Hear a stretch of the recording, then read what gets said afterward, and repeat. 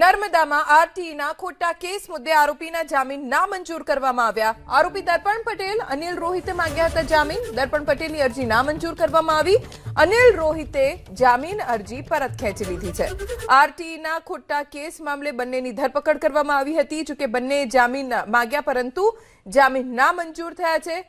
आरोपी दर्पण पटेल जामीन अरजी नामंजूर करवामां आवी तो बीजी तरफ आरोपी अनिल रोहिते जामीन अरजी परत खेंची लीधी। વધુ જાણકારી અમારા સંવાદદાતા કનકસિંહ પાસેથી પ્રાપ્ત કરીશું। કનક, બંને આરોપીઓને લઈને શું જાણકારી પ્રાપ્ત થઈ છે? ખાસ કરીને આપણે જણાવી દઉં કે નર્મદા જિલ્લામાં રાઇટ ટુ એજ્યુકેશન એક્ટ હેઠળ એડમિશન મેળવવા માટે બોગસ દાખલાઓનો ઉપયોગ થઈ રહ્યો હતો, જેનો પર્દાફાશ થયો હતો।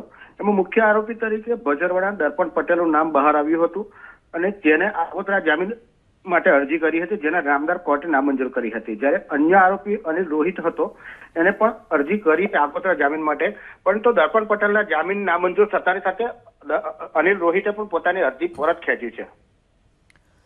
આભાર કનકસિંહ જાણકારી આપવા માટે।